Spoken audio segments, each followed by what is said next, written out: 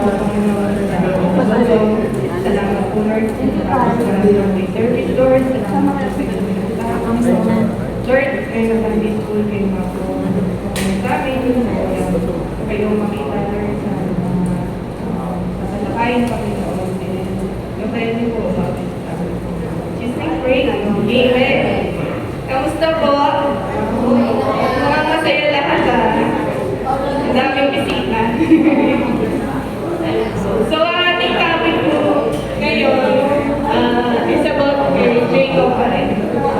The story is there.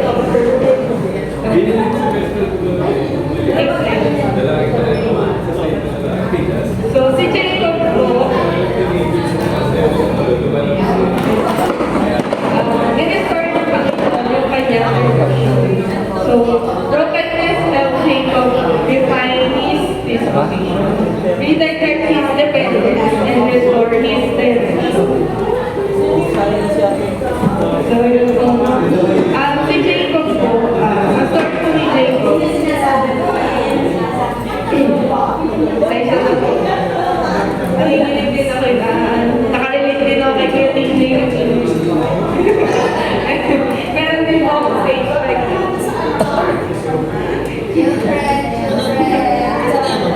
Class! Sunday school na po. Attention po. Bibilisan ko lang po. Ayun po, ang story po ni Jacob ay nagpapakita kung paano ginagamit ng Diyos ang brokenness or paghihirap para baguhin ang isang tao. So, sa simula ng buhay ni Jacob, kilala siya bilang siya? Deceiver. So, at umaasa siya sa sarili niyang diskarte para makuha ang gusto niya. Pero, hindi siya iniwan ng Diyos. Sa halip, ginamit pa rin siya ng Diyos. Ginamit pa rin ng Diyos ang iba't iba niyang pananampalataya para hubugin ang kanyang character. Ang brokenness sa buhay ni Jacob ay nagdala ng tatlong bagay. So, una, na-refine ang kanyang disposition or attitude. Pangalawa, na-direct ang kanyang dependence. So, sino yung mga madalas Sunday, diba? So, si Jacob, natutunan niya yung pagiging dependent. And pangatlo, na-restore ang kanyang direction sa buhay. So, ang ating lesson ngayon, pag-usapan pa rin natin kung paano binalik ng Diyos ang direction ni Jacob sa kanyang plano.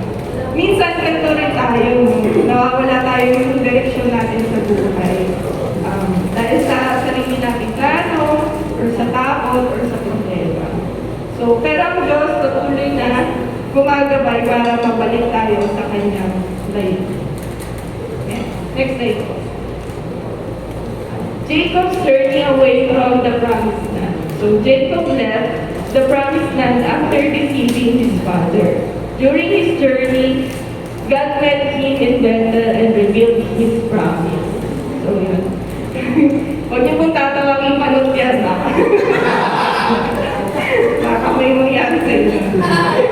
Pero ay, nakakuha nga po sa nasagaling niyo gumawa ng video.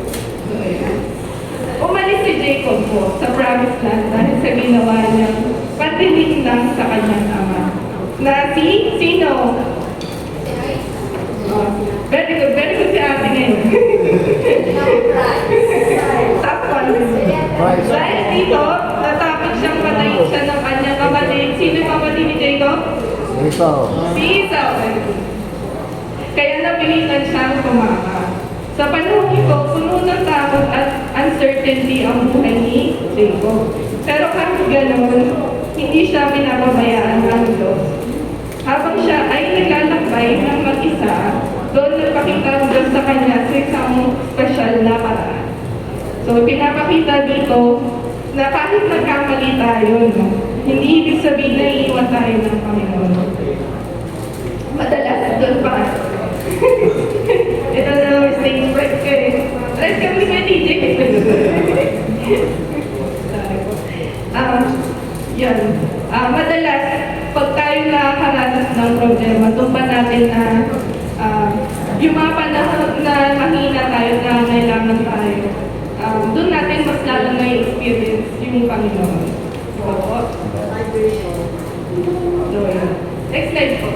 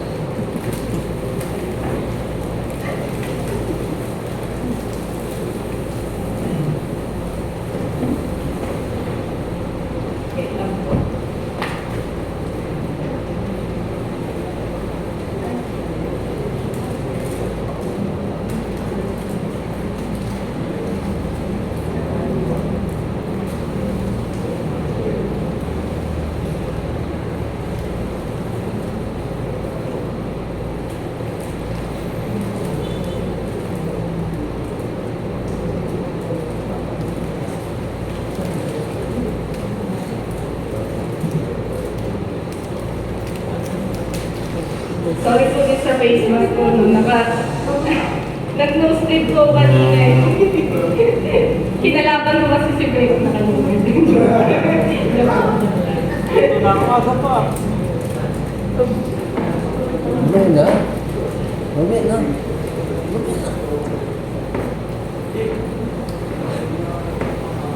Mamaya. Dito ka muna. Di basta. Yung next slide po natin, yung about sa kay Jacob, yung about sa promise ng Panginoon. So, sa Genesis 28, verse 13 to 15. So, dahil po yung next month ngayon, ate papasok nung Genesis 28, verse 13 to 15. Verse 13 to 15. 13, To 15. Genesis 28, verse 13 to 15. There above it stood the Lord, and he said, I am the Lord, the God of your father Abraham, and the God of Isaac. I will give you and your descendants the land on which you are lying. Your descendants will be like the dust of the earth, and you will spread out to the west and to the east, and to the north and to the south. All peoples on earth will be blessed through you and your offspring. I am with you and will watch over you wherever you go, and I will bring you back to this land. I will not leave you until I have done what I have promised. Amen. So, dun sa verses ng Genesis 28, verse 13 to 15, makita po natin doon na ibinigay ng Diyos ang kanyang pangako kay Jacob. So, sinabi ng Diyos na ang lupang kanyang hinihigaan ay ibibigay sa kanya at sa kanyang mga magiging descendants. At ang kanyang mga magiging lahi ay magiging napakarami. No? And ang buong mundo ay mabibiyayaan sa pamamagitan ng kanila. Kahit ganun nga po mga kapatid, nangyari kay Jacob, binless pa rin siya ng Panginoon. So, kaya mga kapatid, lagi nating isipin na may plano ang Panginoon para sa atin.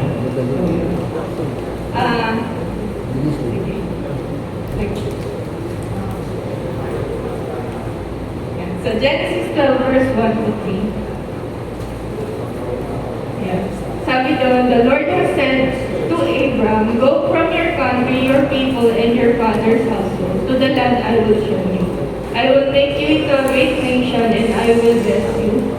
I will make your name great, and you will be a blessing. I will bless those who bless you, and whoever curses you, I will curse.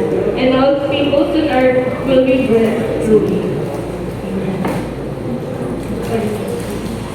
So, yung pangako po ni Jacob, hindi po yung pangako po ng Panginoon kay Jacob, hindi po bago yun. So, yun po ay connected sa covenant ng Panginoon kay Abraham. So, yun sabi na, the promise repeated what God declared to Abraham. So, God's blessing included clan, descendants, and global blessing. Next slide. Ano po ba yung purpose ng blessing ng Panginoon? So una, God's blessings are not for personal consumption. So bawal po maging kuripot. Huwag niyo pong sarilinin yung blessing ng Panginoon. Yun ang ibig sabihin ng blessing ng Panginoon. So dapat marunong po tayo mag-share. They are meant for productivity. So dapat nagiging productive tayo as Christians. Sa mga blessing ng Panginoon, dapat ginagamit natin siya for productivity. And believers are called to be channels of blessing to others. Channels of blessing. Hindi gano'n. Hindi gano'n. Blessing. So, yun. Ang blessings ng Lord, lagi natin tatandaan, hindi lang po para sa sarili nating enjoyment or personal benefit. Ang totoo, binibigyan tayo ng Diyos para maging blessing sa ibang tao. So, ano ba yung pagiging blessing? Diba? Hindi lang po ito material things ang pag-bless sa ibang tao. So, pwede din po tayo maging, pwede tayo magpanalangin para sa kanila, maging, ano ba yung pagiging blessing sa ibang tao? Pwede din tayo magbigay ng encouragement sa kanila. Diba? Isang malaking blessing yun na pag nakita mo si kapatid ng Sunday, sabi mo, ay, ganda mo ngayon. O, diba? Blessing din yun, yung pagkakaroon na pagbibigay ng encouragement. And yung pagiging makikinig ka sa mga problema nila, isa rin yung blessing para pagiging channel of blessing. At higit sa lahat, ang number one blessing na may share po natin sa ating kapwa ay ano po, ang pag-share ng salita ng Panginoon. So, number one blessing na may share natin. So, yun, next slide po. Pero yun, no, Jacob lost his direction kahit na nakita niya na yung, kahit na sabi na ng Panginoon yung plano ni Lord sa kanya, na-lost pa rin siya ng direction. So over time, Jacob lost sight of God's purpose. God allowed painful experiences to restore his direction, and trials helped bring Jacob back to God's plan. So yun po. Kahit na natanggap na ni Jacob yung pangakong ito mula sa Panginoon, dumating ang panahon na nawala siya sa direksyon. So, naging mas focus siya sa sarili niyang success, kayamanan, at mga personal niyang problema. So, minsan ganito rin tayo mga believers. Nagsisimula tayo na malinaw yung natin, yung purpose natin sa Lord. Pero dahil sa mga distractions, di ba, ng buhay, nawawala tayo sa minsan sa tamang direksyon. Pero kahit ganun, pinapayagan ng Panginoon talaga yung mga pagsubok para ano nangyari? Para ibalik tayo sa kanyang plano. So yun, kahit ako maligawin ako sa dali. Sino? Wala talaga ako natatandaan minsan. Kaya huwag niyo po papadrive din ako. Maliligaw po kayo. Naalala ko nag-Baguio kami, ano? Pauwi po kami galing Baguio. Friend Baguio. Nag-waste na ako lahat-lahat. Naligaw ko. Kaya sabi ko, naligaw ko talaga ako, kuya. Sabi ko, gusto driver namin. Magpahumakaan talaga sa direksyon. So, yun. Pero, thank you Lord, kasi pinapalik na tayo sa tamang direksyon. So, nakauwi naman po kami. Next slide po. The resting at Peniel. So, yun. Sino bang di nakakala dito sa kwento na to? Si Jacob ay nag-wrestle with God. So, anyari sa kanya, his hip was dislocated. So, sino nung dislocate ang dito ka? Iniisip mo pala sobrang sakit na yun. This moment of brokenness was not meant to destroy him, but to bless and transform him. So, through dun sa brokenness ni Jacob, ano nangyari po? Na-bless siya and binago siya ng Panginoon. So, the mas naging dependent siya sa Panginoon. So, mas nagbago yung identity niya ni Jacob. Next. Next. Ano ba yung lesson nito para sa atin? So, una, difficulties and painful trials may be tools God uses. They can lead us to spiritual growth and productivity, and we must examine what God is teaching us through these trials. So, sa halip po na magtanong tayo sa Panginoon, Lord, bakit ba nangyayari ito sa akin? Yung problem. Bakit lagi na lang ako, Lord? Favorite mo ba? Diba? Sa halip na ganun yung tanong po natin, mas magandang ito yung tanongin natin sa Lord. Ano ba ang gusto niyo ituro sa akin, Lord? Ano ba yung plano niyo po para sa akin? So, yun. Lagi natin po i-examine kung ano yung tinuturo sa atin ng Panginoon. Amen. Gamit po sa naranasan natin. Next slide po. So, Sunday school question, ito na. Ayan. When life's difficulties come, how should we respond as children of God? So, sino po yung gustong sumagot? O yung Marnet? Ang ganda ng ngiti mo po yun.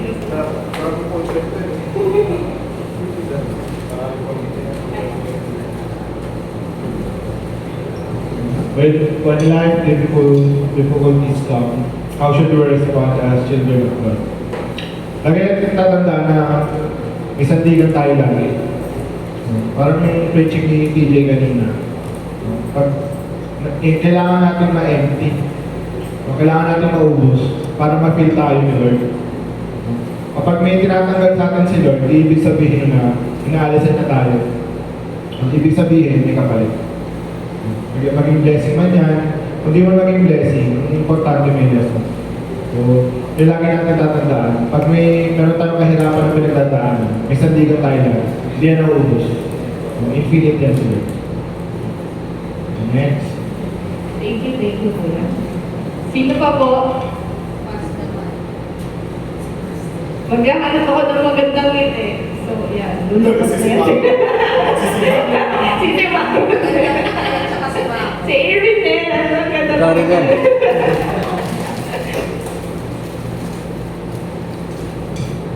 So, ayun po. Ang question, pag dumating yung mga difficulties sa buhay mo, ano yun, paano ka magre-respond as children? Well, ayun nga po, as my experience, as a servant of God, usually, yung madalas na, syempre, unang-unang respond talaga as a servant of God is prayer. You have to talk to God first. Yun lagi yung unang nasa isipan ko na, Lord, dumating ko sa buhay ko, I need your help, I need your guidance, and I need your protection for any harm na dumating man sa bagay na to. So that's the first response na ginagawa ko as a servant of God or as a children of God. And the second one is, of course, without an action, it will be like parang pinabayaan mo lang. So, of course, you have to do something na yung according pa rin kay Lord na willfully na nasusunod mo pa rin siya. So, yun, first is to ask for the help. Second is to act. Kailangan mong gumalaw. Well, as sa kay Job nga, yung sister ni Job, even though na ang daming suffering and difficulties in his life, still, di ba po, nananalangin pa rin siya. And there's a part po na I know na sa part din natin, kapag nagsasuffer tayong lahat or nakakaranas tayo ng difficulties in life, we usually ask for help sa ibang tao. So tulad din ng kanina na ang main character si Lord. So siya dapat yung unang pagkatiwalaan natin. Huwag yung mga pinagkakatiwalaan natin bagay dito sa mundo.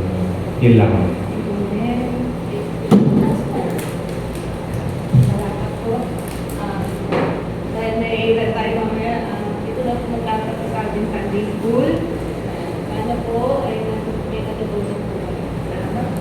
Let's pray po. Panginoon, salamat po, Lord God, salamat po, Lord God, sa blessings, Lord. Tulungan po sa amin, Lord. And naway yung mga blessings na to, Lord, maging pagpapala po kami, Lord God, sa iba, Lord. Naway, Lord, yung mga salita niyo, Lord, ay tumingin po sa sipat at may mga ito po sa amin. At sa aming event mamaya, ito po, Lord, kayo, pagkakalasal, magkabay, sa praise and worship team, as you do. And kayo po, Lord, ang makita po. This we pray, Amen. Amen.